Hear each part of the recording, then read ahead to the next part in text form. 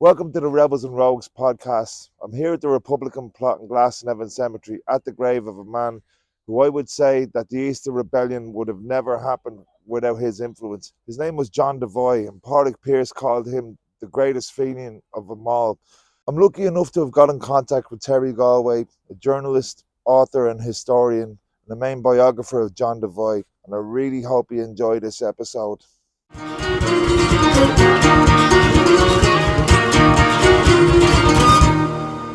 What led you into having an interest? And tell us a little bit about yourself as well, Well, I got interested in Irish American history on my own. I grew up in the 50s, 60s, and 70s in the United States with parents and grandparents who were close to the immigrant experience, but they never talked about Ireland. They never talked about what it was like to live in Ireland. We were American, So, frankly, the campaign in Northern Ireland, the Civil Rights Campaign, the IRA's war, got me interested from the perspective of an American, because in the 1960s we had a civil rights campaign going on here in the United States, and I began to see some similarities in what people were asking for, demanding. And then eventually it turned out that my parish priest in Tottenville, Staten Island, New York, was the chaplain for Irish Northern Aid, NORAID, right? I had never heard of NORAID. But one day I asked him a little bit about, Father Burke, Morris Burke was his name. Could you explain to me what's going on in Ireland? And I remember he started, 800 years ago. I remember thinking, I don't know that I have enough time right now. But one thing led to another. I was a journalist in New York. I started writing about Northern Ireland and the reaction of things happening in Northern Ireland in the States. And then I thought, well, there's got to be a book here about somebody. And in my reading of Irish history, I stumbled across the name of John Devoy, who, of course, spent most of his life in New York, where I'm from, and was everywhere, from the famine all the way through the creation of the Free State and beyond. So I thought, well, if nothing else, he saw a lot. And then the more I got interested in Devoy, I realized now he wasn't just a spectator, he was a participant. And what a life, an amazing life. So a friend of mine in Irish American circles said, why don't you write a book about him? To which I said, yes, why don't I? And I did. That's the book I have right here in my hand anyway, yeah. I've Yeah. read this. I think I've read this like at least 4 or 5 times over the years as well. I did my one of my BA history essays. I think you're the most referenced person in it. It was basically John Devoy and the War of Independence as well, because it had a particularly close timeline on it. Like I wanted to do the Catalpa rescue and things like that, but I couldn't have the scope for it. But it was just great. It was. But as is the case with any political leader or freedom flyer. It's the circumstances that mold people. So, what do you think really molded John Devoy? It's a good question. And luckily, one of the great things that Devoy did in his life is he kept his letters and he kept a diary and he wrote memoirs, right? So I was able to look at his, at least from his perspective, his early life. And, on several occasions, first of all, his father was a nationalist, more of a constitutional nationalist, but a nationalist all the same. And he talked about the role that his grandparents played in the rising of 1798. Now, we historians know that sometimes you can't just take somebody's word for it, but I took Devoy's word for it that his grandfathers were involved in the rising in 98. His father clearly was a major influence on him in sort of getting him interested in his country's history. But of course, his father was more, as I said, of a constitutional nationalist. And Devoy himself, as he delved into Irish history, obviously, came to a different sort of conclusion, believing that, an armed uprising was the only way to get it done. So he also tells in his biography of instances where when he was a school child. He refused to stand up when they played God Save the Queen. And his teacher basically slapped him around. So, that's going to have some sort of reaction. I mean, he remembered that when he was writing in his 70s. He's remembering something from when he was 8 or 9 years old. So his reading of Irish history led him to become a Fenian. And, it basically was a process of self-education, but also another sort of rebellion. He was rebelling against his father in many ways. He saw his father as too soft. He saw his father as naive and concluded, that the only way was to follow the path of, Lord Edward Fitzgerald and Wolfe Tone and all of those revolutionaries from previous generations. Like I would say like Devoy, right, as far as I know, in his military acumen, that he considered going to the U.S. Army, but like ended up going to the French Foreign Legion pretty much after he joined the Fenians, which shows me how just determined he was, and like that he knew what the process was going to be able to fight effectively in that rebellion as such. Uh, um, have you any ideas of what he experienced, might have experienced of a French Foreign Legion? I'd say it's fairly sparse, given what the Foreign Legion does not really keep records or stuff like that. But That's what, right.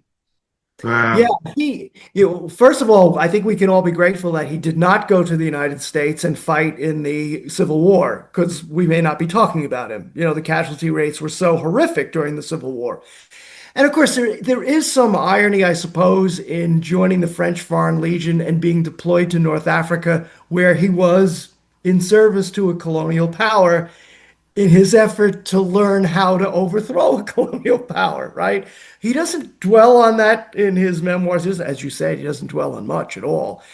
He does talk about his loneliness, as you can imagine. He was relatively fluent in French, which he may have picked up during that time. His French was certainly better than mine, but he did learn military discipline. He learned what it took to be a soldier, and he certainly intended, once he came back from North Africa, he intended to now use these skills and the discipline that he learned to be a soldier for Irish freedom. So I think that you're right to pinpoint that. That's a major sign that he was no dilettante.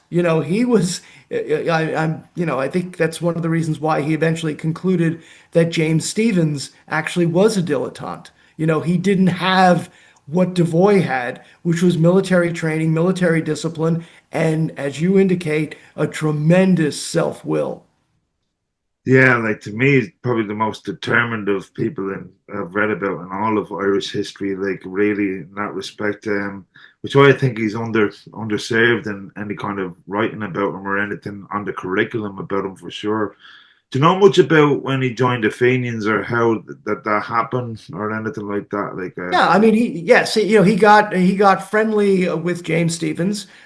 He joins the Fenians at around the same time, I believe, that O'Donovan Rossa joins and all of the others, and he eventually rises through the ranks. One of his main jobs is to recruit British soldiers, Irish Irish soldiers in the British Army into the Fenian movement, because that was the potential genius of the Fenian movement, is that it was infiltrating the British Army, so that when the time came, presumably these Fenians would then turn and they're going to be fighting for the Irish, not against the Irish. And Devoy is a genius when it comes to organizing this particular element of the Fenian Rising, to the point where he's eventually given the title of chief organizer of the British Army. And that's how he identified himself often in later life, until somebody pointed out to him that in the United States, that sounded like he was a recruiter for the British Army. So he later amended that title. But that was it. It was chief organizer of the British Army within the Fenian movement. And he was very proud of the work that he did. He was very effective at it. It shows you that, had he stayed in Ireland, he might have been he certainly foreshadowed Michael Collins in some ways with his way of infiltrating the enemy. But of course, that job is what led to his arrest because word got out through an informer that he was in Pillsworth's pub swearing in some Irish soldiers, and that's where he was arrested. can only imagine the stress of that kind of job. Like there was some things I read about that he'd cut his beard in the shape of like British soldiers, wear like soldiers' uniforms. Because when he heard that particular units, Fenian units within the British Army, were planning to go out themselves because they were tired of James Stevens kind of his procrastinating all the time. That like there were so many Americans who had come to join that rising and guys within the British Army that they were pretty much wanting to straight go, and the Devoy had to rein them in as such. And like this, I can only imagine the stress of having to go into several of these army pubs without getting arrested and serving so many years in jail, and the kind of stressful life that he would have lived in, like in that respect, it Sure. just Yeah. shows skill and And determination. And remember, he was in a relationship with a woman, Eliza Kenny. He actually proposed. They were engaged to be married. And on several occasions, when I mean, he was a wanted man. I mean, there's an issue of the British journal Hue and Cry, which describes him and says, look, if you see him, report him. It also describes him as very sullen in appearance. And that is the image I have of John Devoy, is very sullen, very serious. I can hardly imagine him smiling. I hope he did. But at one point he prevails upon his hopefully what he thought was his future in-laws to hide him. So imagine that stress as well. The in-laws are hiding an outlaw, right? So you're right. I mean, that period in 1865, 66, 67 was very stressful. And add to that the fact that, and I'm sort of trying to read his mind now, but I'm sure he was exasperated by Stevens, who keeps saying, well, we're gonna go out now. No, we're gonna go out later. No, we're gonna go out later. And that's against all of his training, all of his instincts. And I think he knows enough of Irish history to know that you've got to strike because of the possibility of informers. And of course, he was absolutely right about that. From even any time up to modern times, they were the downfall of any kind of nationalist or Republican movement here for sure. Like I can even say as far as up as the provisional IRA, they were Oh, heavily infiltrated hugely. Like so yeah, I mean, I can understand that for sure. Um, the year 1865 saw an unusual reversal in Irish immigration, with more people returning from the United States to Ireland. What do you think factors kind of contributed to this rare demographic shift, really, well, two things. One is, a lot of people who emigrated during the famine, we're here now, this mass immigration from 1846 to the mid 1850s, the famine generation. So that, as we know, sadly, right, that cleared out a generation of Irish people. So the famine was over. So the necessity to emigrate or starve to death is no longer there. So the pool of people leaving Ireland for the United States is diminished, as you say. But on the other hand, in one of the mo more interesting untold stories of the American Civil War, so many Irish soldiers had taken the Fenian oath while they were in service to the Union Army, and in some cases to the Confederate Army. And they, like Devoy, decided that they needed military training, frankly, not necessarily because they were looking to defend slavery in the case of the Confederates, or not because they were looking to abolish slavery in the case of the Union soldiers, or even preserve the Union. They were in uniform so that they might be able to take their skills, their military training, back to Ireland. That was the plan. And beginning with the end of the American Civil War in 1865, you start seeing soldiers from both armies, but mostly the Union Army, going back to Ireland, waiting for James Stephens to say, let's have at it.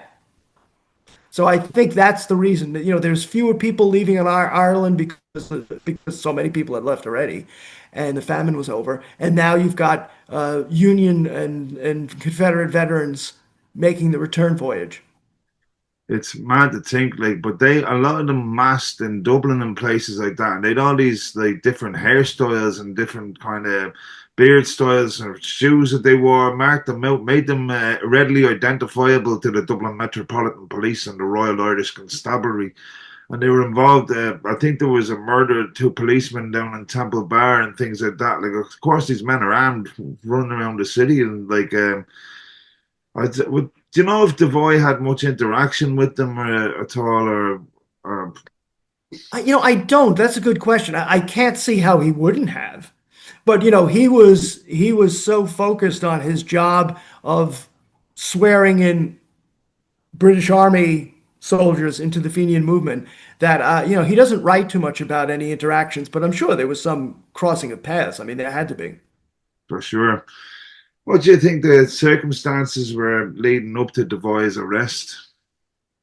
Well, as we said already, I mean, he was a wanted man.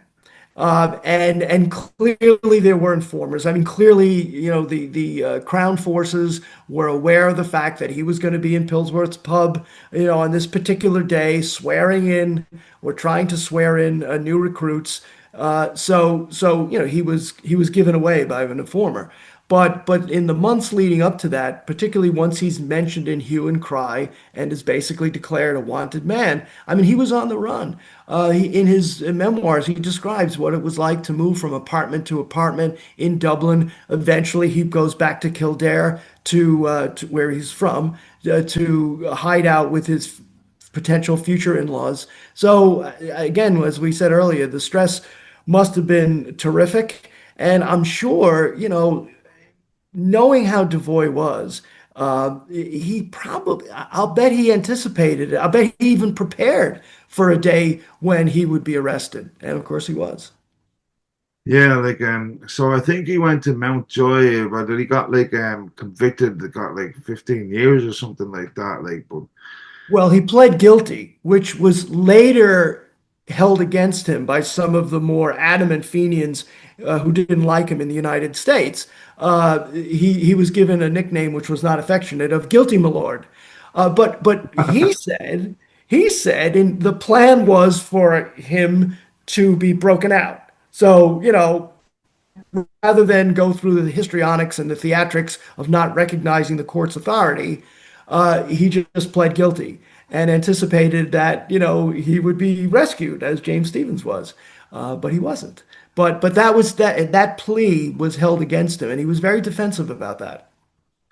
yeah, no doubt, like for sure. But I would say his time in British prisons would have molded him even more than anything because they kept moving him from place to place. I think Portland prison. I'm not too sure of the whole lot of them, but I'm sure they had the same system in place that they had in the 80s and 90s for the provisional IRA prisoners, where they kept moving them all the time. So they weren't getting settled in one place. They weren't able to make plans to escape that kind of thing because the British penal system kind of learned through several incidences how to try to deal with the threat of the provisional IRA and the Fenians and stuff like that. But do you know much about his prison experiences or some of the kind of harsh conditions or anything? Yes, well, he mostly describes the harsh conditions that his compatriot Jeremiah O'Donovan Rossa, who was in a cell next to him, and how he was treated. Because O'Donovan Rossa became a celebrity while in prison because he was able to smuggle out a letter or two, or maybe more. But that the relationship between Devoy and Rossa, which is going to shadow their lives for the rest of Ross's life, because they both come to the United States together. And of course, it's Devoy and Tom Clark who arranged for Ross's body to be brought back to Dublin in the lead up to the Easter Rising. But in any case, he describes the suffering that Rossa underwent. It describes Rasa trying to eat basically like a dog because he's manacled by the hands and feet. But he does talk a little. Does talk about what the harsh conditions were, but they were much harsher for Rasa. But one of the more interesting events that happens while he's in prison is he is brought a chaplain, a Catholic chaplain, comes to visit him, and Devoy. I don't know how much of an observant Catholic he was, but he was enough to let the chaplain in. And the chaplain starts by asking him to renounce his Fenian oath. And he, as he writes, he kicks out the chaplain and says, "I don't discuss politics on my knees." And the interesting thing I see about Devoy too is he is not, unlike some others, he is not a sectarian Catholic by any stretch of the imagination. His vision for Ireland was more in the line of Wolfe Tone's or the United Irishmen of 1798. Much more secular or diverse, if you want to use that word. They certainly wouldn't have. But he was not sort of like a Porrick Pierce nationalist in the sense that I don't see a whole lot of evidence of him marrying religion and nationalism together. So I have a feeling after that incident with the chaplain, I'm not sure whether he was a regular Sunday observer or not. Yeah, like there was that story that before there's a local priest down in Nace somewhere that called him out for being a Fenian and things like that, and that they remonstrated with each other on the pulpit or through or that he wrote articles afterwards to uh, basically fight back against what that priest was saying about, which would have been totally embarrassing and shaming, like because priests were dictatorial from the author, and they had all-consuming power and to shine a light on Devoy. And I think that he saw them as enemies of Ireland as one of the quotes. It's a strong thing to say, like, because they were like they're all kind of knowing people at that point. But he challenged them really, didn't he? Like. He did. But later on in life, when he's trying to mount a sort of a more of a middle class movement behind Ireland, this I guess probably would be after the Easter Rising, but before the War of Independence. He's trying to get more middle class people. At one point, he's delighted at the presence of priests at one of his rallies because, in his view, that's achieving the respectability that he was looking for. Because he eventually learns that well, he actually refers to the rat holes of conspiracy, and he eventually decides that Irish history and Irish American history had taught him that the rat holes of conspiracy might make you feel pure, but it wasn't getting the job done. So when he tried to create a more mass movement of mainstream politicians, business people, he was happy to include priests and bishops because that was the image he wanted to give off at that time because it worked for him. But for the most part, he was not a big fan of mixing religion and nationalism together. Like yeah, I can only say that that's a real sign of success getting the Catholics, the Catholic clergy in on it.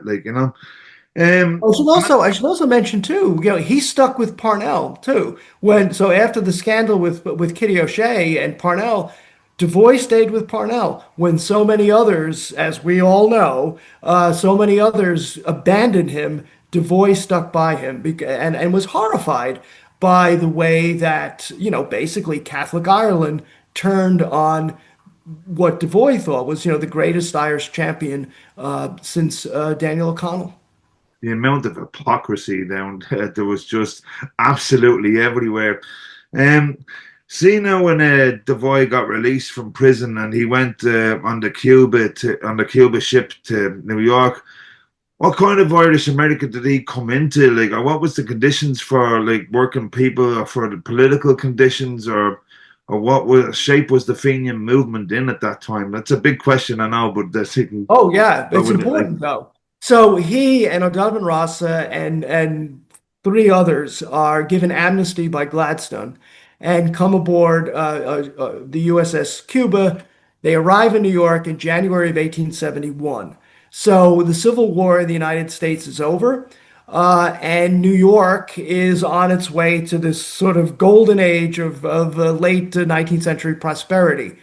The Irish are not really part of that prosperity. However, the famine generation is now a little bit older, and some of them are more successful, but others are living in slums, the slums of New York and places like the Five Points and other neighborhoods. There are many stories that we're discovering today of famine immigrants who not necessarily made it big, but were able to succeed in business and elsewhere. But there's lots of people who didn't. So the Irish are, for the most part, still at the bottom of the ladder, looking to claw their way up. But they are starting to succeed in the profession that would define them, politics. So we see Irish office holders in New York City, mostly linked to the political organization known as Tammany Hall, which for those people in Ireland who've heard of Tammany Hall is simply a place, but it was what we call the Democratic Party of Manhattan, or at the time New York City.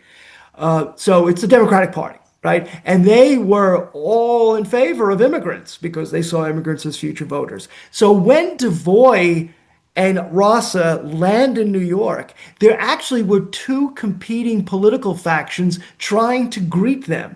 One was from Tammany Hall, the Democrats, but the Republicans in New York were also thinking, okay, maybe we should do something for these people because they're clearly regarded as heroes. And of course, a fight breaks out on board the ship as it's docked, in New York Harbor between the Democrats and the Republicans. And after it's over, Devoy and Rosser and their three compatriots issue a statement which basically says, you know what? We don't want any part of this. We're interested in Ireland and Irish freedom. We're not interested in American politics. We're not interested in these faction fights. So basically, don't try to exploit us. Of course, that didn't prevent them from accepting two invitations. One was Tammany Hall had a parade for them with Boss Tweed, who is not Irish, Scots Presbyterian, but born in the United States. Boss Tweed leading a parade for these prisoners. You can imagine the reaction in the British government at 10 Downing Street when they read about that. But then they were brought to Washington, D.C. and met President Ulysses Grant.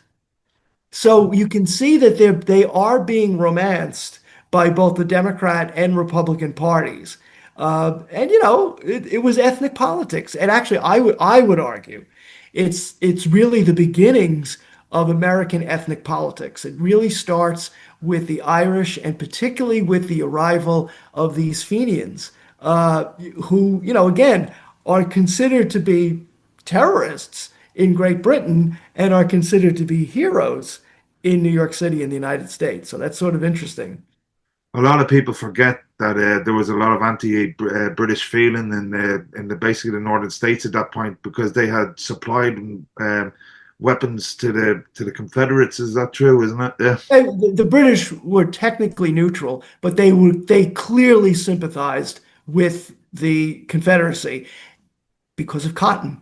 Right? The Industrial Revolution in Northern England, depended on cotton. The American South provided cotton. So when that supply was cut off, it was going to affect prosperity in the UK. So, and I think at a cultural level, I think they were more sympathetic, particularly the British ruling class, would be more sympathetic with the aristocrats of the American South, and these plantation owners and slave owners fashioned themselves after the British aristocracy, the landed aristocracy. So yes, you're absolutely right. And these the people up north, they knew it. And mind you, Ulysses Grant, the president who greeted these Fenians, had been a Union Army general. In fact, he was the guy who won the Civil War for the North.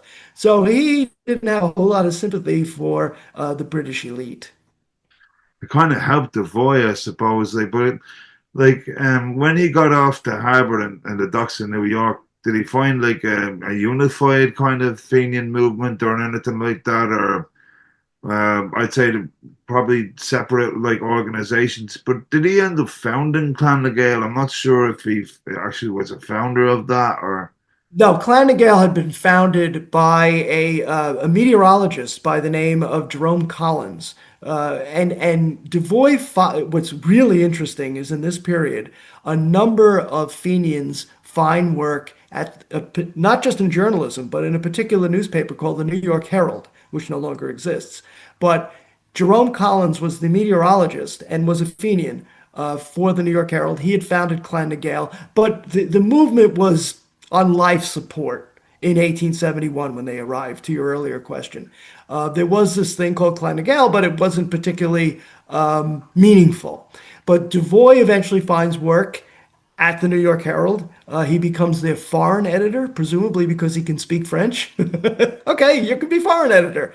A guy, several other Fenians find work in journalism at the New York Herald, Joseph I.C. Clark, and a number of others. So journalism becomes a really important part of the Fenian experience in New York because A, it pays the bills, and B, it does allow them to manipulate the American news cycle, the New York news cycle, and they certainly do that. And I should mention too, James J. Breslin, who is Devoy's childhood friend, who later becomes Parnell's chief lieutenant. Breslin becomes the drama critic for the New York Herald, based on maybe, well, he had a lot of drama in his life, considering he was married to two women at the same time. Yeah, I That's what I mean, would like, call drama. yeah, for sure. Like, yeah, I mean, that place must have been a hotbed for it, surely. Like, um, but was he working as an editor at that point when he got a letter from the prisoners in Fremantle who he'd been basically arrested with in that Pillsbury pub, and like they must have felt like forgotten men, like that Oh, they yeah. did not get out under the Fenian amnesty, and they were like basically trying to get attention to their plight. I haven't Right. I haven't seen that letter. I'd love to see that letter. I think it's in Collins Barracks in Dublin somewhere. One of the copies of it, like, but that had to have been a motive for Devoy for sure. Oh, sure. Because think about it. So the reason that Rasa and Devoy and many of the others got amnesty is that they were civilians. But the soldiers Devoy swore into the Fenians, I mean, they were traitors, right? At least in the eyes of the British government. And so they were not getting amnesty. They were sent to Australia, probably if they were lucky, maybe worse fate for some others. But if I remember that letter correctly, or if I remember reading about it correctly, because it's been a while, but I seem to think that the prisoner from Australia basically referenced the fact that they had heard that Devoy and Rasa and others were getting a hero's welcome in New York. And here they were. He calls Western Australia a living tomb, and the letter gets to Devoy while he's at the New York Herald. And yes, you can imagine Devoy's.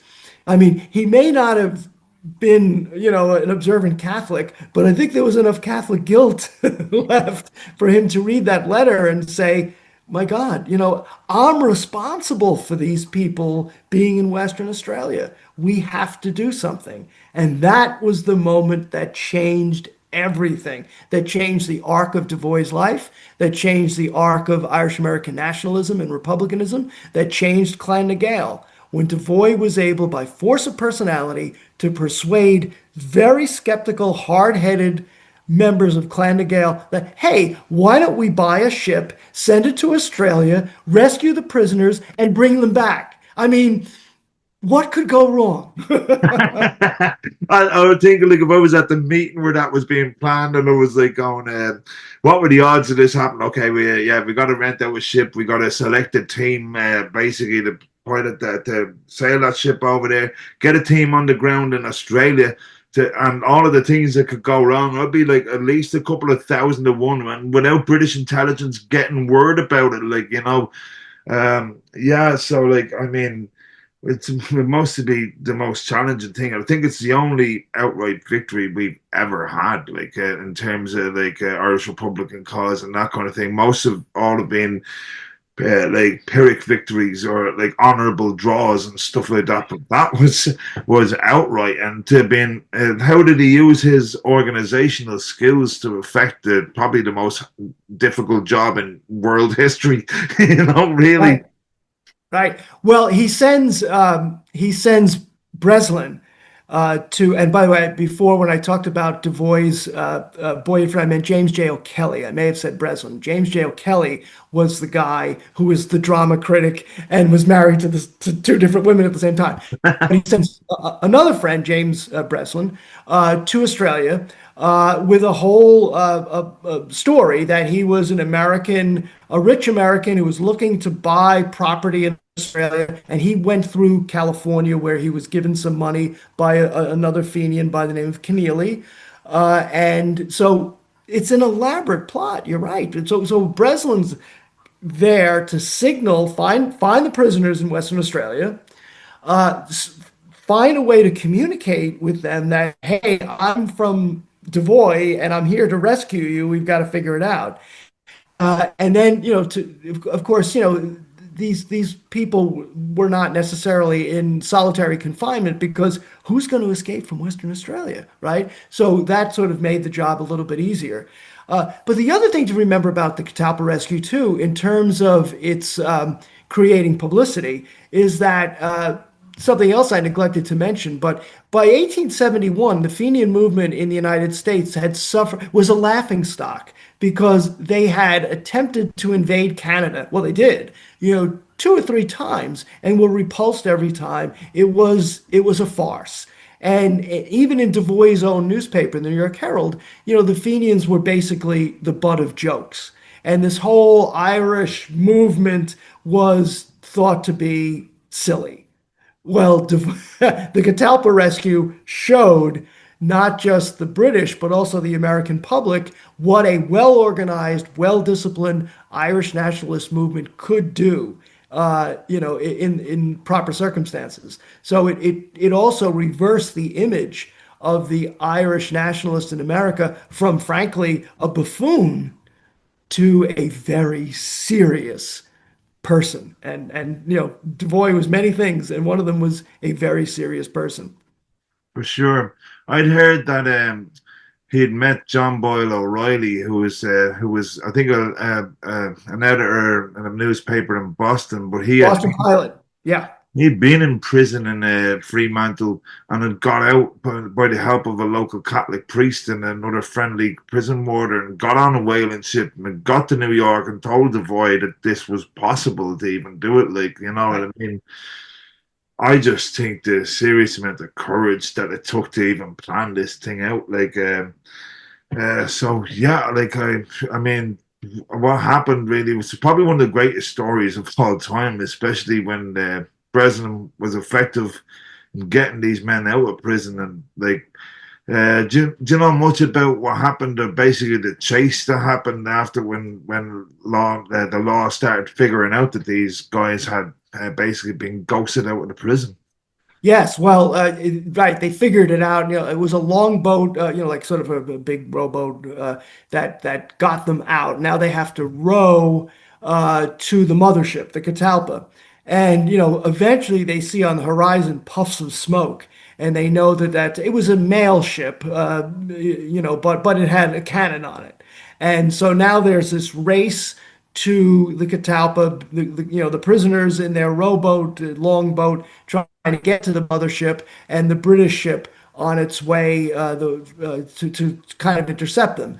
They don't. The prisoners get on ship, and the captain. Eventually, the British ship catches up with the Catalpa, and the British. I've never been on a ship in a race like this, but I assume they yell over with a microphone or with a megaphone saying, "Look, please stop. We know the prisoners are there." Captain Anthony, who is not Irish, but here's another thing. Devoy persuades this ship captain in New Bedford, Massachusetts, of the righteousness of the cause, and Anthony says, "Sign me up." I mean, imagine that. He had Yeah, no vested interest in this at all. And Devoy basically, burdens him with 800 years of Irish history. And the guy says, I'm on board, so to speak, right? So Anthony, now he's facing a cannon. Like that wasn't in the description Devoy said, that wasn't in the playbook. And he says, there are no prisoners here. And the British captain says, look, we just saw prisoners get in your boat, so come on. So he raises the stars and stripes and on the ship and says to the British captain, if you fire on us, you fire on that flag. And that's the moment where the British, they have no other move to play. It's either you fire on a ship that has the United States flag or you turn tail and leave. And of course, that's what they did. What a chess move, though, really. Yes. Yeah, yeah. I mean, they couldn't do anything about it. Like, and basically, yeah, Captain Anthony, I have to say, what a brave man as well. Yeah. Did he have to keep a secret to everybody on board his own ship, and that some of them they'd gone out for whaling because apparently he was promised by Devoy that he would get all the profits from whaling. Yep. That made them like 6 months late, with added on the pressure to Breslin and all of those kind of things. I mean, it's like an Ocean's 11 type of job, Right. really. Like, you know, I mean, really just incredible. Like, but I mean, and it took them 2 months to get back to America, I think, at that point. But that must have been an amazing celebration, really. Like, you know, Yes. Yes. Well, of course, they were supposed to land in Florida because there was a Florida senator by the name of Conover, B.L. Conover, I think his name was. And he was an Irish Protestant and was a secret member of the Fenian, which I also find amazing that the Fenian movement in the 1870s included a United States senator from Florida. You know, who would have thought? And Conover was going to handle everything once they landed, but there was a bit of a mutiny aboard the Catalpa because the prisoners themselves said, "We don't want to go to Florida. We want to go to New York." So I think they even cut some of their whaling, some of it, the planned whaling off because these prisoners just wanted to get to New York. And again, the whole process took about a year. So you can, and you know, there's no internet back then. There's no wireless phone calls. There's no letters. You know, these guys, imagine Devoy, you know, I guess people had greater patience back then, right? Because if it was us, like every day we'd be checking our phone. Okay, well, okay, where are they now, right? So he just had to deal with the fact that it's also possible he may have never heard from Captain Anthony again, right? If the ship went down, you know, off the Australian coast, they'd never even know about it. But at a certain point, it was right around Independence Day, 4th of July in 1876, which was the 100th anniversary of the United States founding. You know, Devoy gets a telegram from Rosser. Devoy is in Philadelphia for a Fenian convention. He gets a telegram from Rosser saying, the prisoners are here. That wasn't the plan either, but it's probably the first word. Well, I think that they had cut a cable from Australia, so that had been a sign that there was success, but they still yeah. didn't know whether the ship, right? So many things could go wrong in 1876 with a ship trying to get from Australia to New York. So that imagine Devoy's emotions when he got that telegram from Rosser. I mean, just to me, it seems like one of the greatest stories. How it's not a movie. Like, there's some plans at the moment.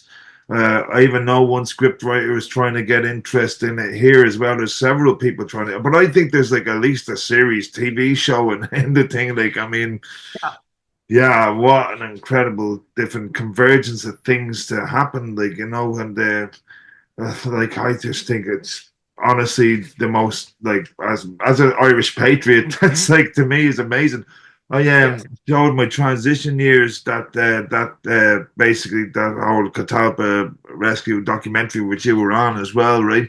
But they not a sound out of them for the whole class. Like by the end of it, that was they were just like that was amazing. Like how why do we never hear of this? It says because like certain things and the way the state is run here about especially about those kind of things, you can't be seen to be promoting extremist republicanism here and all that kind of thing. So it was sidelined, especially during the Troubles, because you don't want to be given any Republican organizations, whether they're even 150, 200 years ago, any credit for anything whatsoever because of the fear that the state being overthrown here and that kind of thing, and how inspirational those stories are. I mean, I think it's probably the most inspirational of all of them. Like, I agree. Yep.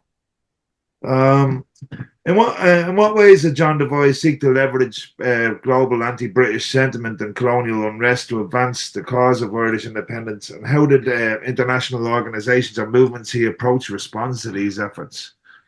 Well, basically any enemy of Great Britain was a friend of Devoy. So at one point, he and O'Kelly, James J. O'Kelly, I think he had already been elected to the House of Commons at this point, because that relationship between Devoy and O'Kelly, while O'Kelly was Parnell's right-hand man, is still something that Irish historians, I feel, have not looked into enough. But the point is that O'Kelly and Devoy are exchanging letters about arming the Zulus when they are fighting the British in Africa. Whenever there's tension in Central Europe, Devoy is trying to make inroads with diplomats here in the United States. So at a certain point, when it seemed like Russia and the UK and the British Empire were going to go to war over some conflict in the Balkans, right?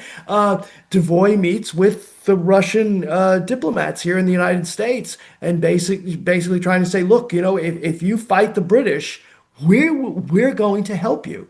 So he saw this struggle with he saw the imperial struggle against Britain as global. And again, if you had any intention of fighting the British, he didn't care the color of your skin, he didn't care your religion, you were his friend.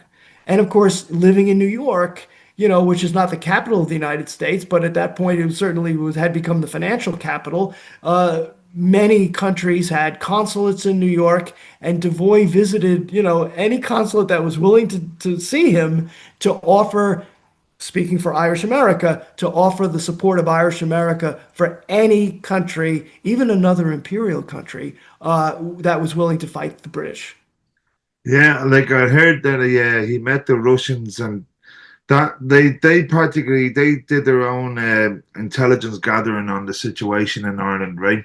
And the way that the Fenians operated didn't lend any credence to the void that they could say there is open opposition to British colonialism here at all, because all signs of that were kept silent and everything. Like, so it must have been a crushing blow to him with their answer was pretty negative towards helping him out, Yeah. I just think the man from minute one that he got up in the morning to the minute he went to sleep at night was all about Ireland. Like there was nothing else really than to No. to have gone to the Russians and to have really tried to do that was quite a step, like for sure. Well, that was a key moment in Devoy's growth, if you will. So he goes to Russia, the Russian diplomat in New York, and says exactly, look, we're willing to help you. The Irish will rise. Once you begin fighting the Russians, we will be able. I can assure you, that we have an organization in Ireland, and they will rise up against the British. And you're right. The Russian diplomat said, really? Because we don't see any outward signs of discontent in Ireland in the 18th. This is, of course, before the Land War, in the 1870s. We don't really think you can do that.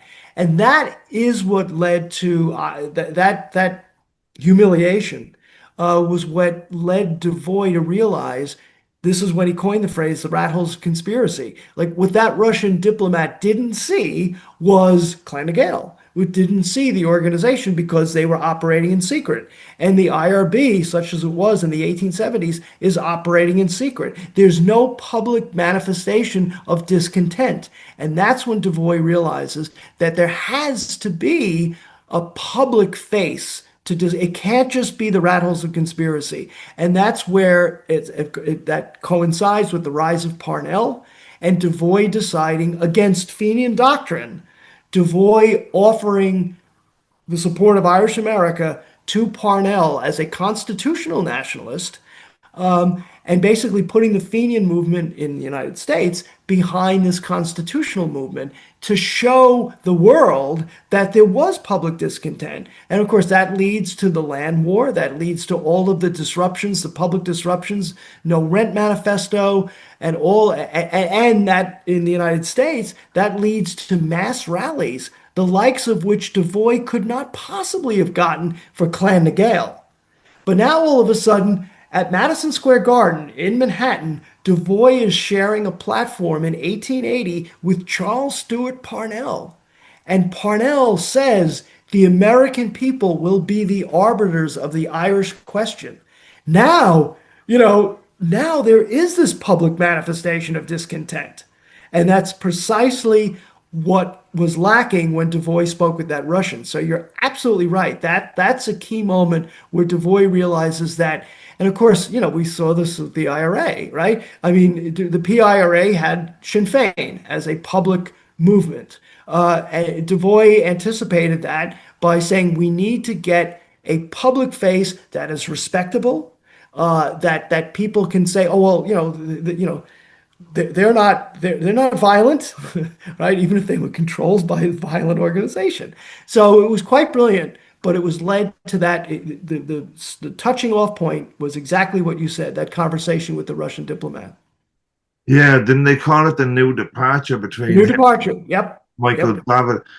Like, I'd like to know little bit about the relationship between Devoy and David. Like, was there a thing where Devoy, when he was in prison, wrote his name up in one of the cells that David ended up being in? Like that, even before they met each other, they were kindred spirits in some ways. They But were. Yes. Yes. And when David comes to the United States, he looks up Devoy in at the New York Herald. They go down to Cape May, which is a nice resort here in South Jersey, and they become fast friends. But it takes a lot of growth on Devoy's part, or cynicism, whatever you choose, because David is a Fenian. I mean, David is an IRB guy, which is one of the reasons why they were kindred spirits. Like if Devoy, rather, if David had not been IRB, I don't think Devoy would have even seen him, right? Because he just didn't trust people for good reason. But David, too, realizes that there has to be something more than these calls for physical, violent insurrection. We've seen how that worked out. We see what what happened to the Fenian movement. We saw what happened in 1898. So there has to be 1798. There has to be something different. And they both, it was Devoy's, rather David's insight that land ownership and land distribution, that was the key to everything, right? And Devoy, in his wisdom, realizes, okay, this guy's onto something. And so they join forces to get behind the land war. And again, in Fenian doctrine and Holy Fenian doctrine, you don't work with constitutional nationalists. You don't talk about things like land distribution. There's one thing and one thing only, the founding of an Irish republic, right, by violent insurrection. Anything else is a sideshow. And in his wisdom, Devoy realizes that no, there are other issues here, and let's see how we can advance the cause in another way. And that's when he forms a relationship with David and then with Parnell. So the three of them are, at the forefront of this massive disruption that people in Ireland know as the Land War. yeah, like David was a socialist as well, and a avowed Yes. socialist, which like you'd wonder what Devoy felt about, but like I think he kind of, as you said earlier, that he had an intuition that like to follow what David was saying was going to be the main persuasive argument in Ireland at that point, and really unified both Ireland and Irish America under that new departure, and brought in Parnell through the help of James J. Kelly. Was it like yeah? I mean, that is echoed by Jerry Adams, John Hume, and by who was it, Bill Clinton, and all Irish and Irish America. It was funny how sometimes you can definitely see history repeat itself and that kind of thing. But yeah, Devoy. I'd say that when the British press got onto it about like how they take Parnell down, that Devoy, the relationship there would have been a major kind of sticking point for them for sure. Um, let's see.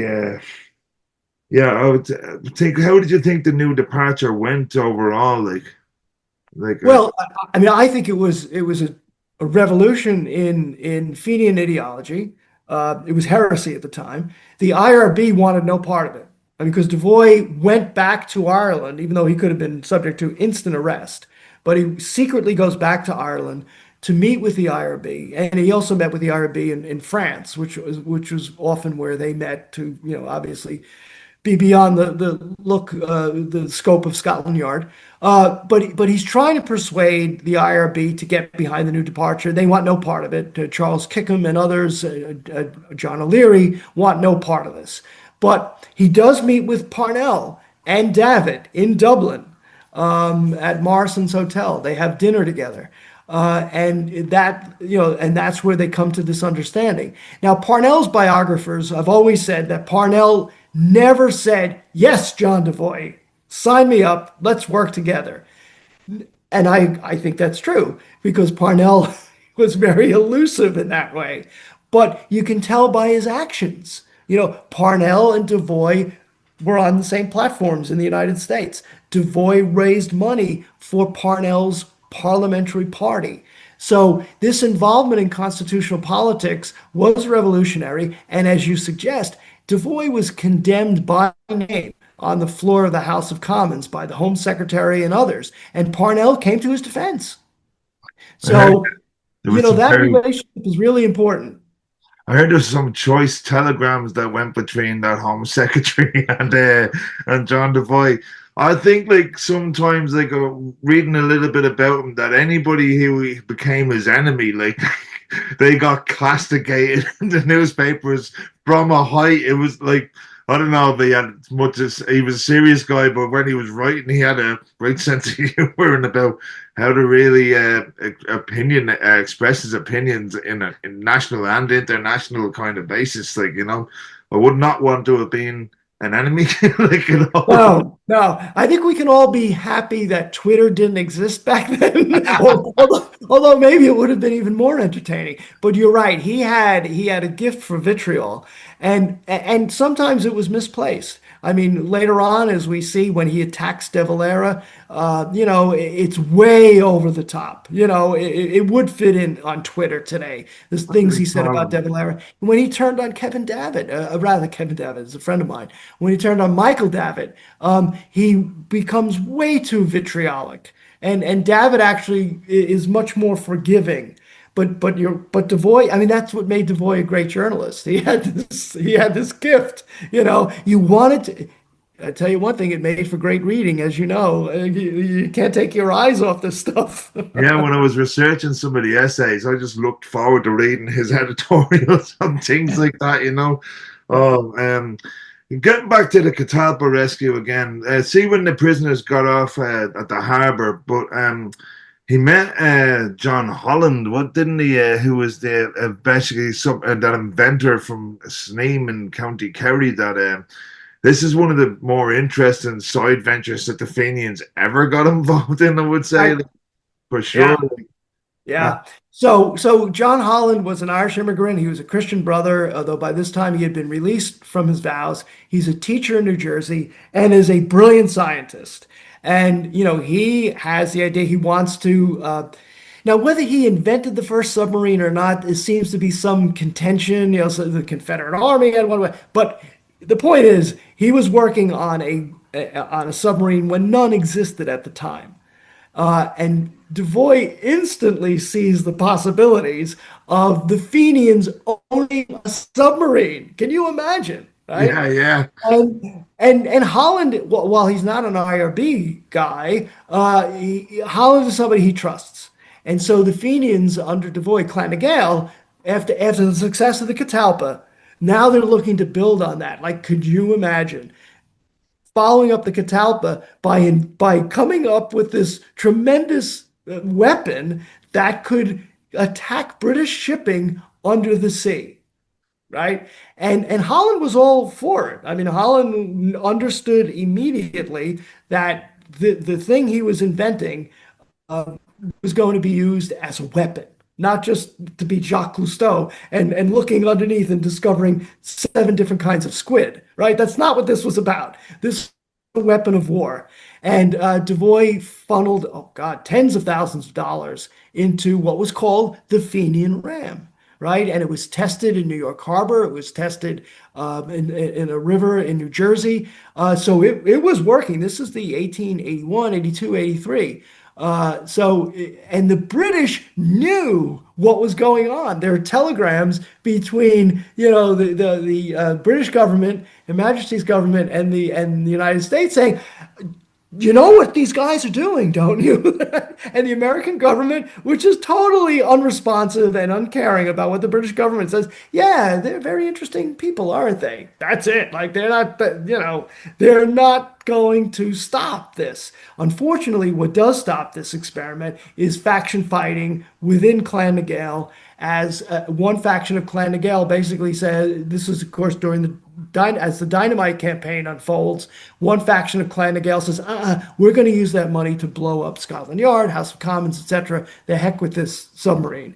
And eventually it becomes, contested, and one faction winds up kidnapping the submarine, and nothing eventually comes of it. Although I guess the third version of the Fenian ram, one of the versions, sits in a museum 15 miles from where I'm speaking in New Jersey, and Paterson, New Jersey, which is where Holland lives. But again, there's another untold story, right? And as it turns out, the first American submarine was named after John Holland. Yeah, there's a great photograph of John Holland peeping out of the submarine with the cigar and everything in the hat. I just love it. It's crazy, Yeah. Um, yeah, but I mean, the endeavors that Devoy he was open to absolutely everything, really. But sometimes when basically his relationship with Jeremiah O'Donovan Rossa, tended things where Rossa was basically sending over Irish Americans to bomb England and things like that, like the Fenian campaigns. They weren't called terrorists at the time. I think they were called No. dynamite tards or something, wasn't it? Yes, they were. That's right. Yeah, but I think, as far as I know, Devoy was against that, like in public or something, that he split with Donovan Rossa. But was that kind of fluid, really? Because I suppose there would have been when O'Donovan Rossa was unable to keep funding that kind of thing, that Devoy would step in with finance and stuff like that. Um, That's a good question. I mean, there are people like the late historian Shane Kenna who did some brilliant work on the dynamite campaign. And his contention, I think, is that Devoy knew more than I gave him credit for. That he was and was more approving than I seemed to think he was.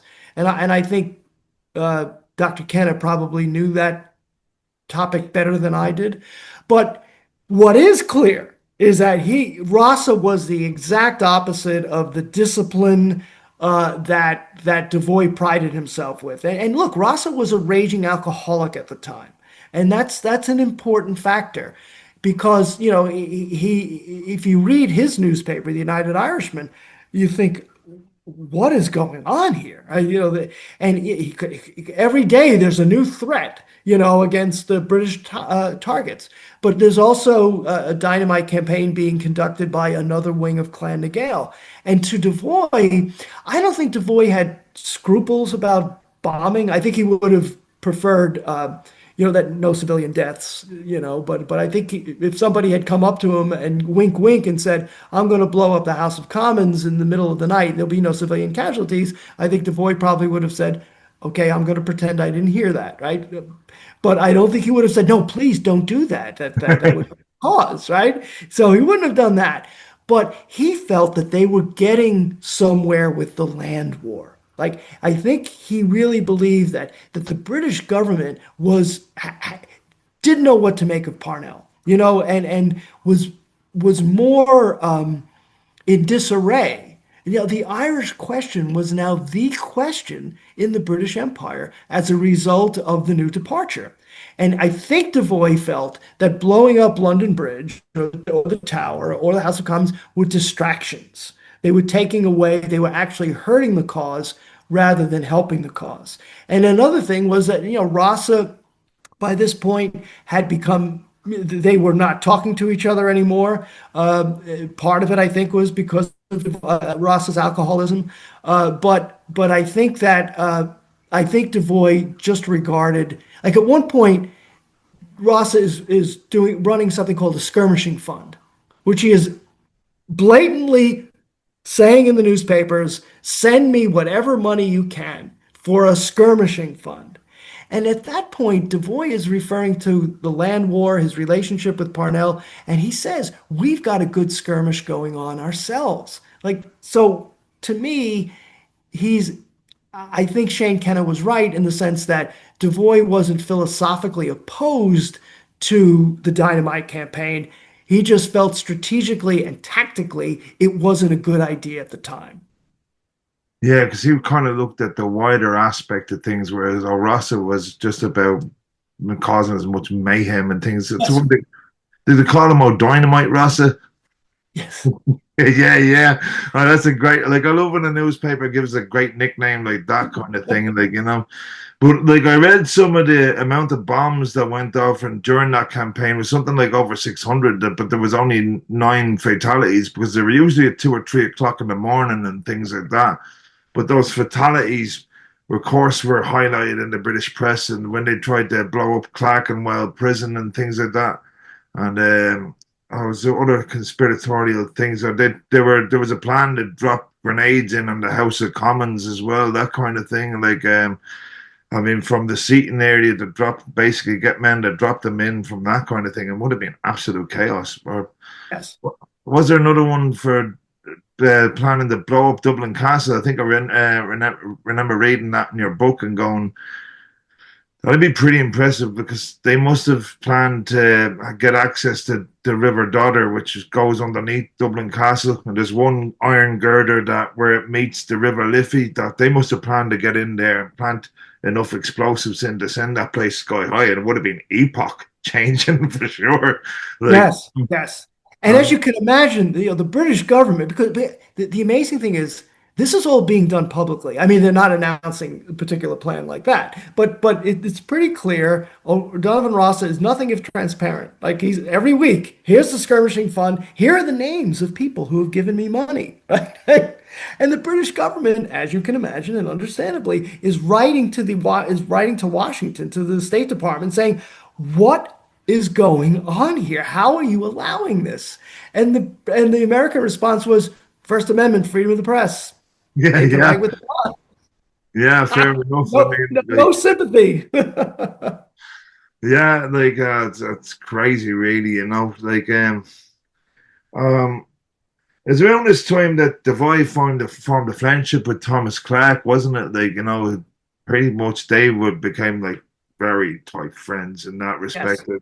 He didn't trust basically hardly anybody, and to gain John Devoy's trust, I'd say probably maybe less than I can count on 2 hands. There was people in his entire lifetime that would really have qualified for that because you had to be as committed as he was for sure.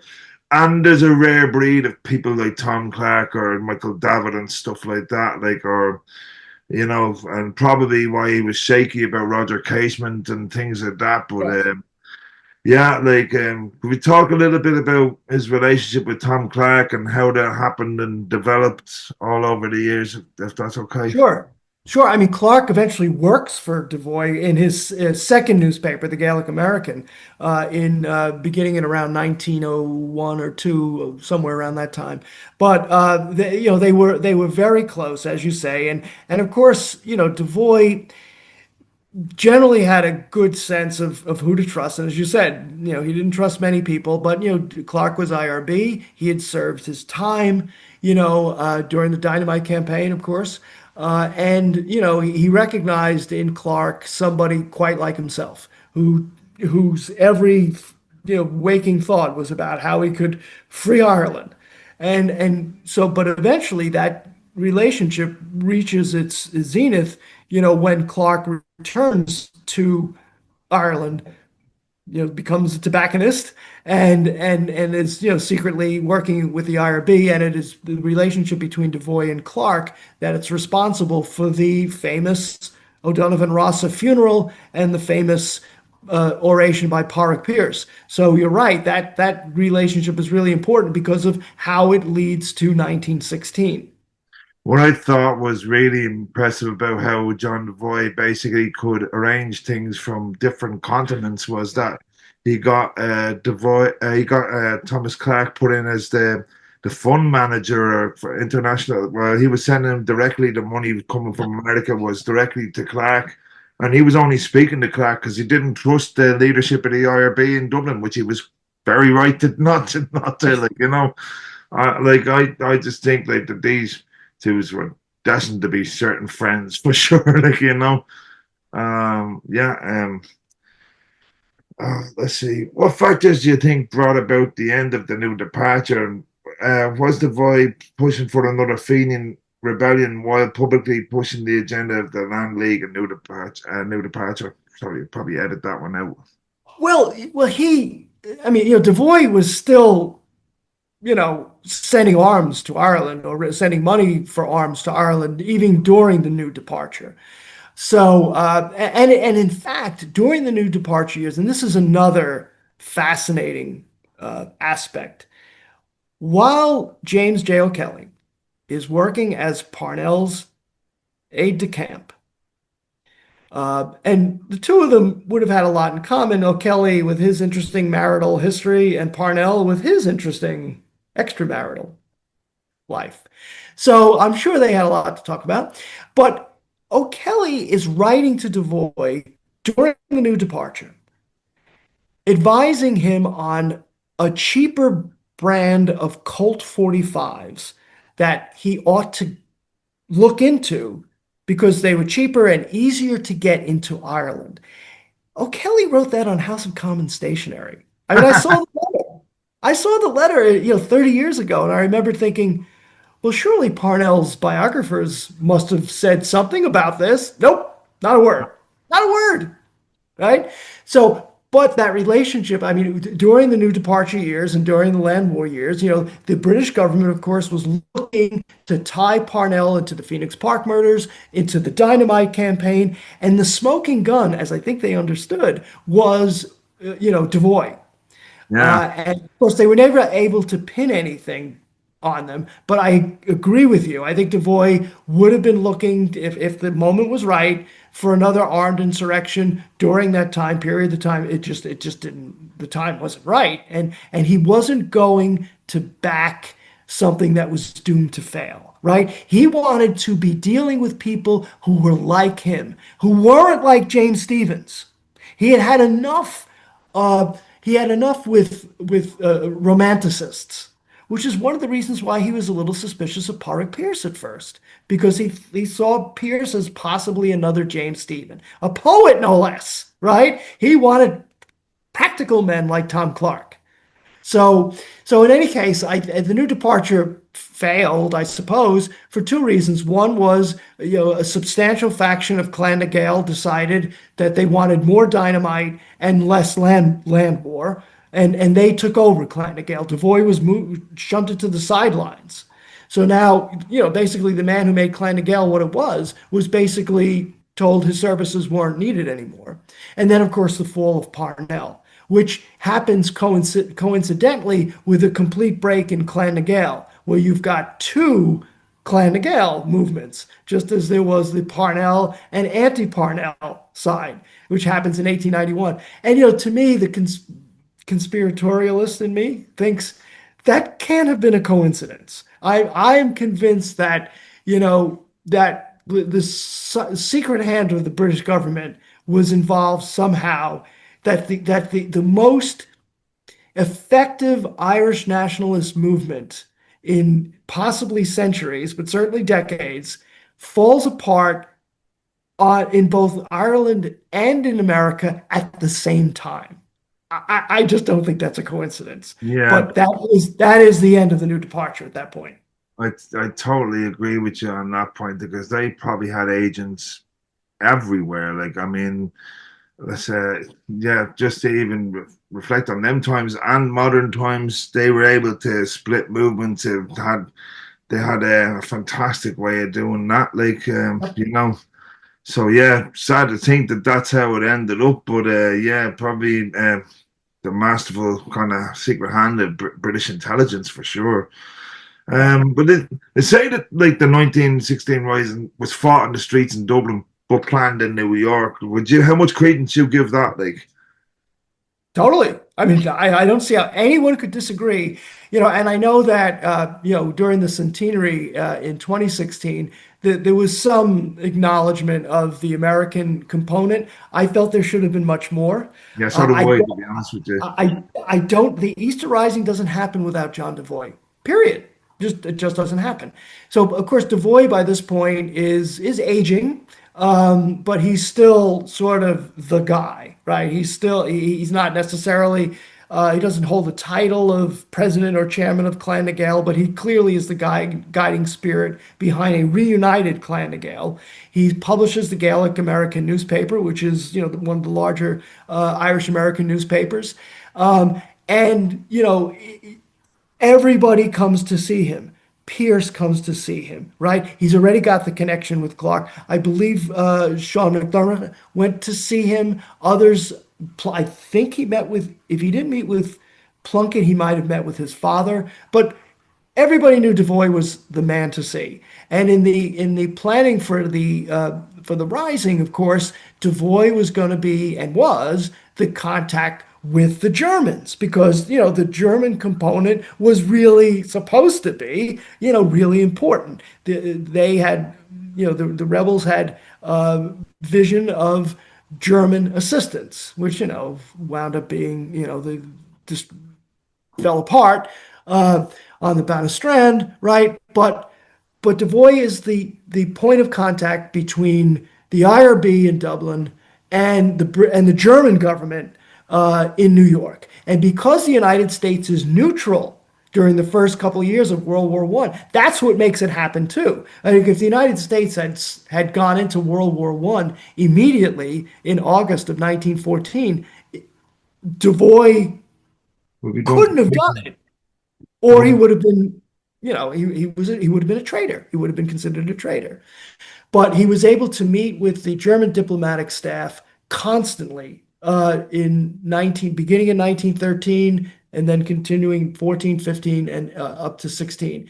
And of course, as we know, the German, even if the German arms shipment had worked the way it was supposed to, that was not nearly enough. I mean, I think Devoy and certainly the people in Dublin had visions of much more German support than wound up happening, right? Casement goes to Germany to try to organize a brigade of POWs and, recruits what, 7? I mean, not many. So it doesn't work the way it's supposed to, but the New York, Berlin combination is all about Devoy and therefore is an integral part of the planning for the Rising. Yeah, for sure. Like, see now we're getting on to the relationship between Devoy and Roger Casement. Like, I would say that they were complete opposites in terms of things like that. Like, because Devoy was gruff, non-trusting kind of characteristics to Roger Casement, who had grown up wealthy, who had been around the world, had been to places like where was he? He was in South America, Congo, and and he was Congo too, in right? That yeah was in Congo. Congo, which like he did some heroic work. He certainly deserved his knighthood for that. Like, but by the time he met Devoy, he probably Devoy. What do you think? Would have thought about him as such? Like, what he was he cagey with him, or what's the story? He was very suspicious. First of all, Casement was an IRB. He was not in the IRB, so that immediately is going to create a wall. Devoy never confided in Casement as far as I can tell, right? Casement did confide in him, right? The whole plan for the brigade of POWs and everything else. I think Devoy thought he was a romanticist. I think he felt that he obviously lacked any sort of military training. Um, so I think he was very suspicious of him. And he obviously was very suspicious of Casement's relationship with Adela Christensen, right? Which, Devoy was an Irish Puritan. And some alarms bells went off about Casement in his view. And more to the point, he worried, of course, if Casement could possibly be victimized by blackmail.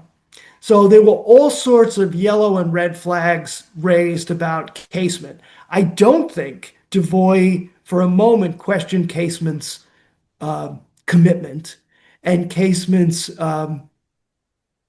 beliefs. He knew they were on the same team.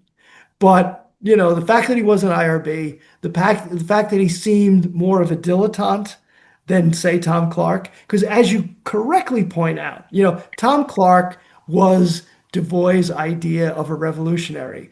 Pierce was not, and neither was Casement, right? So, but yet, while I think Devoy was careful about what he said to Casement, I think he was glad to get rid of Casement, to be honest. I think he was glad to ship Casement off to Germany and let him try to do his thing. And that was one less thing he had to worry about in New York.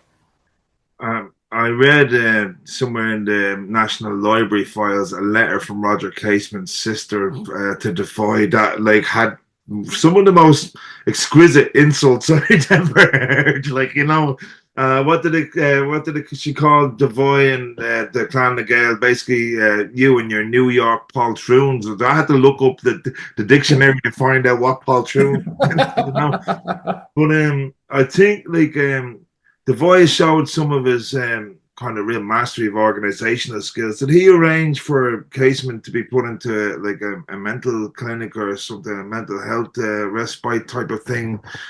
I just found that like incredible how he did that from New York to basically get Devoy put in to get Casement put in there, and like yeah, what a skill to basically be able to do that and how to organize all of that. Right, right. Yeah, I actually had forgotten about that, but yes, yes, and it came out of a good place. I mean, he was concerned about Casement, but of course he was also concerned about the cause as well.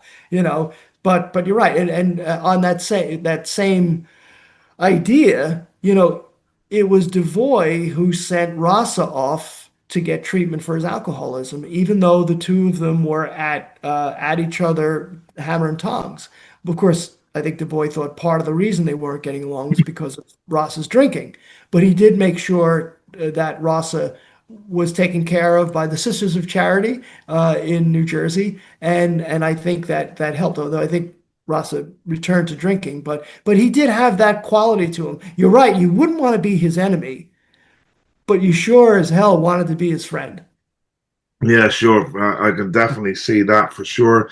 That after Casement was caught, then he financed the defense. He got a major lawyer, like one of the kind of, for one of a better word, celebrity lawyer to defend him. Like if he was basically going to have no chance because they were going to throw absolutely everything at him. That's why the things like the Black Diaries, because I think that it looked like the Casement might be reprieved from the hangman's noose. But then they produced the Black Diaries, which sealed his fate, which got basically all the support that was there for him dried up, like, Yep. But like, yeah, I would say John Devoy was there when he felt any sort of responsibility for things, like Mhm. as in the arrest of the British soldiers for the Catalpa mission, for anything like that. He was there for the consequences as well as being the cause of some of them. Like to me, he was an all rounder in that respect. Yeah, good point. Yep. Yeah, for sure.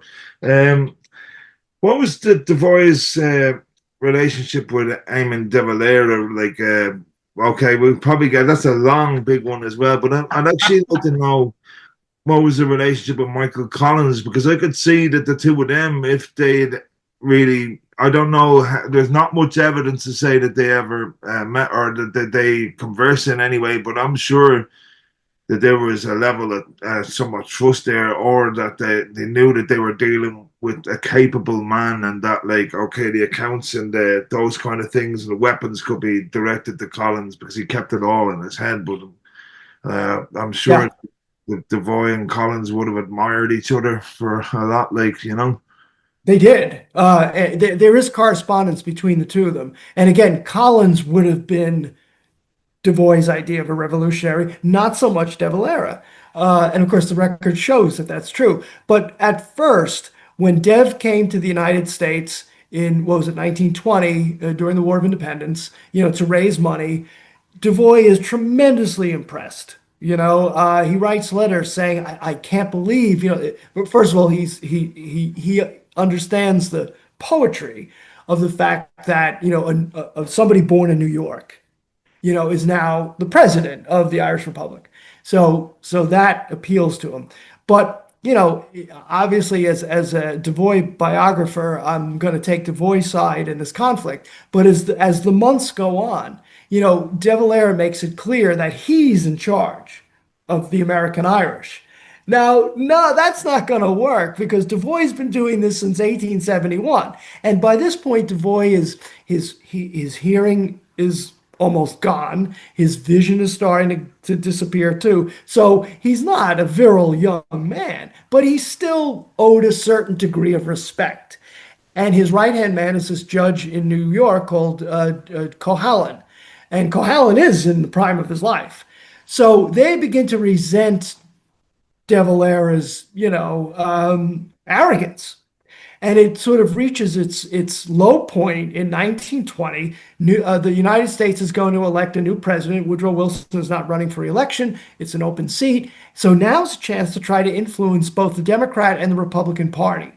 And Devoy and Cohalan have a plan. And one of the things that they know is avoid the word republic.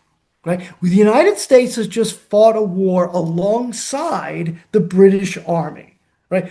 Where the United States and the UK are friends. But here's what do we do about Ireland? Well, let's try to appeal to the most amount of people we can and not piss off the British so that they try to influence American public opinion. So they go to the two parties and they write resolutions calling for self-determination, which is the phrase Woodrow Wilson used. He said, we are going to war for the sake of small nations. And so there's no word of the Republic. De Valera hits the ceiling and says, no. We want the parties in America to support an Irish republic, not self-determination. So I forget which the first convention was. I think it was the Republican convention, but wherever it was, De Valera sets up shop like he's a president of a recognized country, which, he's not. The United States doesn't recognize the Irish Republic. And Devoy submits his resolution for the approval of the convention, which talks about self-determination. And De Valera goes to these American politicians saying, no, you have to pass my resolution. And so basically that gives them an out. The Republicans, and again, I'm sorry that I can't remember whether it was Republican, Democrat, whatever that convention was, basically went to Devoy and said, if you two can't agree, we're not going to take a position, right? And they didn't. And then at the next convention, which was in San Francisco, the same thing happened, where the Irish couldn't seem to agree because of De Valera on what they want. So in 1920, with Ireland fighting for its independence, the two great American political parties took no position on what was happening in Ireland. And that, I believe, is all the fault of Eamon de Valera. Yeah, I kind of agree with you on that one. He kind of dithered and like he looked at the word republic as being the holiest of holies. Like of course, like he had to argue in that respect in some ways, but like he effectively ended up splitting the Irish American movement and kind of disgracing Devoy. I mean, okay, like Devoy's already embittered, right? But you don't really want to go and double that down, like you know what I mean? I'd have to say, like splitting what did they split the Friends of Irish Freedom, or there was Yes. some kind of organizations like that, and money was raised to the tune of a couple of million, as far as I know, and none of that turned into weapons, like which it mostly was for. I mean, all those bonds were for the revolution was being crowdfunded, as far as I'm concerned Yeah, in that right, respect. right. Um, Well, what's interesting too is according to Tim Pat Coogan in his massive biography of De Valera, which I guess is about 20 years old now, but he says that a lot of the money that De Valera raised went to founding the Irish Press in 1928, 29, De Valera's newspaper. It didn't get to Michael Collins. So, but the other thing is, so when the treaty is signed, you can see that the Americans are not sure about the treaty, how to feel about the treaty. At first, Devoy seems to be against it. And De Valera's best friend in the United States, a guy named Joe McGarity, seems to be for it. But as soon as De Valera says he's against it, Devoy's opinion shifts. So now De Valera is for it. And I think the fact that Michael Collins obviously was in favor of the treaty, obviously, persuaded him as well. And McGarity, who's now the other leading Irish American, and of course Devoy and McGarity are not getting along, McGarity sides with De Valera. So just as Irish public opinion was split over the treaty, so was American Irish public opinion split. And just as, not quite as bitterly, of course, but pretty bitter all the same. yeah, I would say that, like especially with guys like Cahalan. Like to me, like what was the plan that he was getting involved in to send a Zeppelin over London? Like, yeah, yeah, yeah.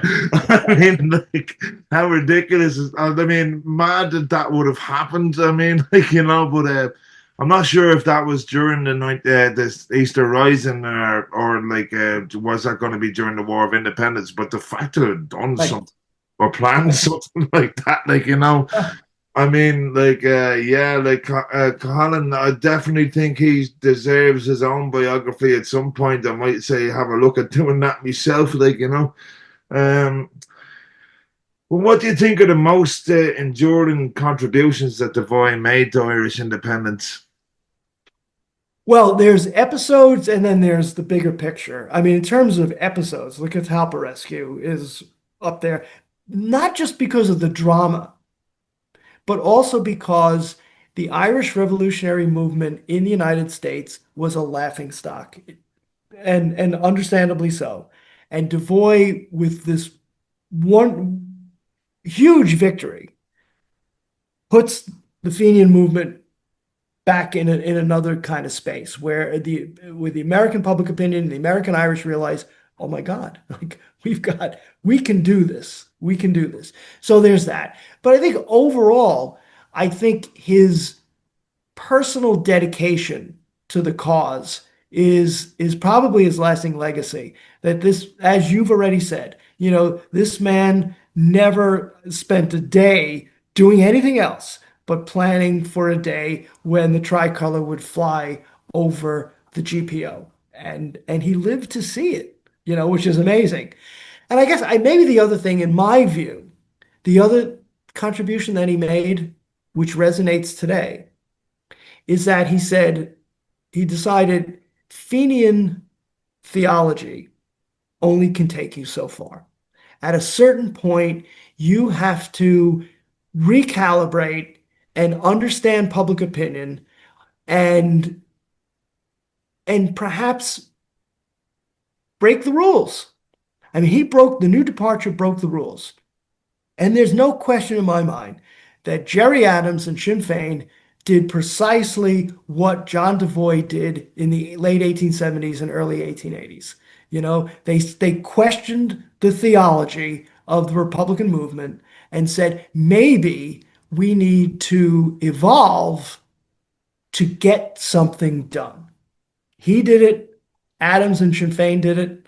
And, I would argue to the betterment of Ireland.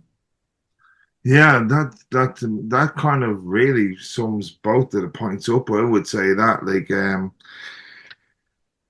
do you think Devoy was ended up being disillusioned with what happened over things like that? Like, is it weird? Like, I would have immediately assumed him to have been anti-treaty, given how like embittered. Like, but I think combative nature and the absolute white hot hatred for him and De Valera colored that. Like I read some editorial that I listened to several expletives that he used about De Valera. Said that he was the son of a half Cuban or the Jew or something Palatine. Like all of these kind of things.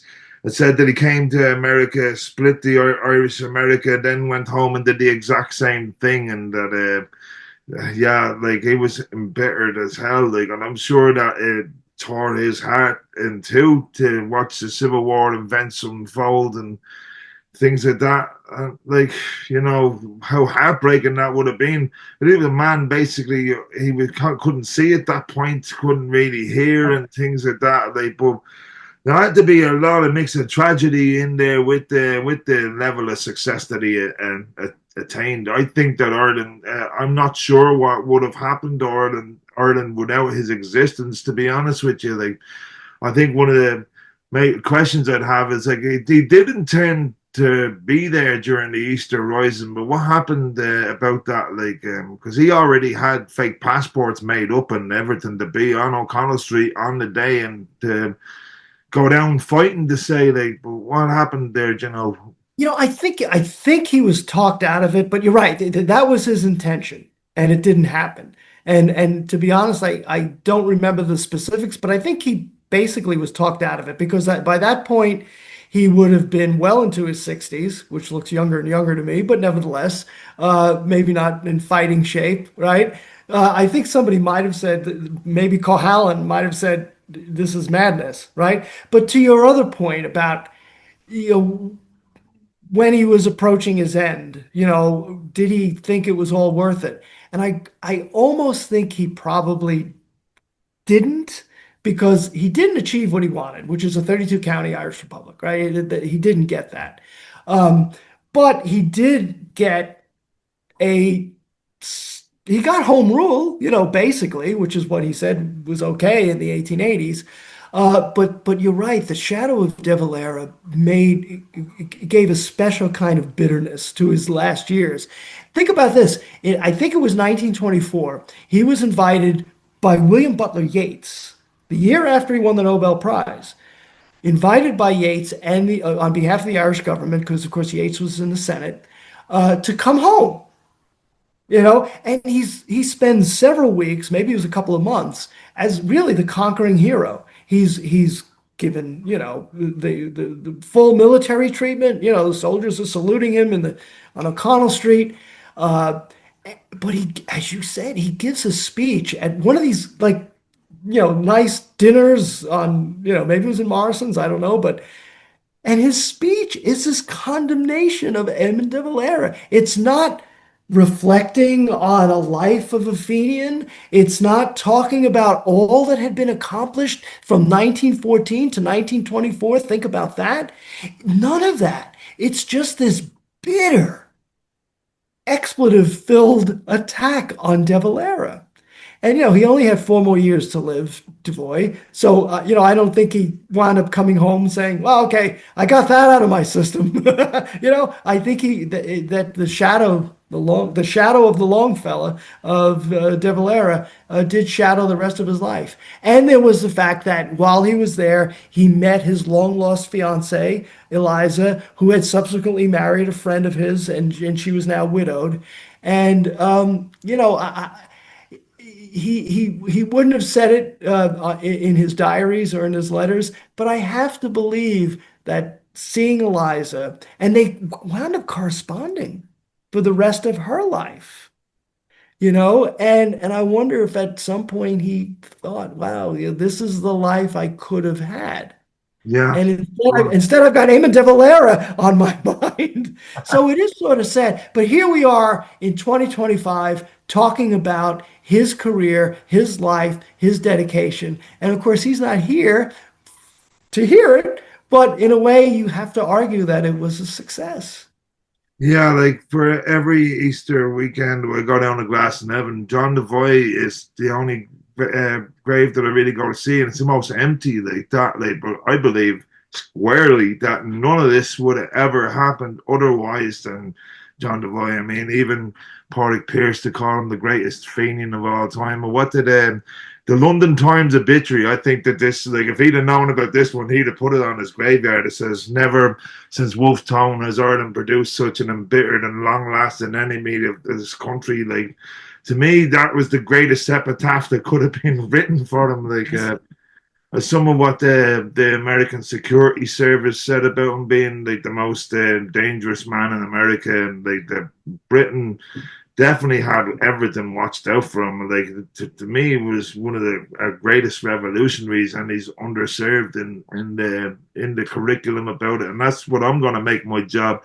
Guarantee any student that goes into any of my classes is going to know who John Devoy is at the end of it. Like, you know. Final question, right? If Devoy were alive today, what would you think that he would think of Ireland or Irish America? I mean, that's a huge question. We could probably do a new podcast on that completely. Like, but, yeah, like if you wanted to basically surmise that one for sure. Well, I think if he had been around for the Troubles, I think he certainly would have, been with the PRA. There's no question about it. He would have been probably running guns. We can imagine what he would have been writing in his newspaper about American politicians and British politicians. Imagine what he would have said about Margaret Thatcher. So, yeah. I can only imagine the editorials on that one. Like, yeah, like, oh God, that gives me some amusement on that one. Right. Yeah. But I think based on his history, I think that when the peace process, I think he would have supported the Good Friday Accords based on the fact that he supported the Anglo-Irish Treaty. The Good Friday Accords are the equivalent, I think, of the Anglo-Irish Treaty. I think obviously there's parts of Ireland he wouldn't recognize, but that would be true of my grandparents as well. Ireland they left is not the Ireland of the 21st century. Yeah, for sure. But I think this is based on instinct more than data. But I think a more secular Ireland would meet his approval. I think the disempowering of the Catholic Church in Ireland is something that he would have wanted in his time, and I think he would have been pleased to see Ireland, the Catholic Church, sort of removed from the power that it once had in the Republic. I have to say, like, I'm totally honored that you helped me out with this one, and we got to do this podcast. And it inspired me on for the last couple of weeks at least, and like, it's just been absolutely fantastic. So I really wanted to thank you from just the bottom of my heart. I haven't read any book as much as I've read this now, like, to cover to cover. You want to see the amount of underline and the marking done in this, like, yeah. But like, I'm looking forward to reading the rest of your books and anything that you've done, because actually, like, I thought, like, as a non-fiction I mean, you could. I delved into the world really of how you wrote it. It was masterful to me, like, and I'll be getting several copies for some of my family members, for anybody who wants them as well. So, but Terry, I really just want to say thanks for helping me out so much, and I'm so grateful for this. I'm grateful for everything you've said, and I'm grateful for your appreciation of John Devoy. There should be many, many, many more people like you. Yeah, like, I'm definitely hoping to make that my life's mission for that one for sure. But thank you very, very much, and that's the end of the podcast there now. Okay. Great, thank you.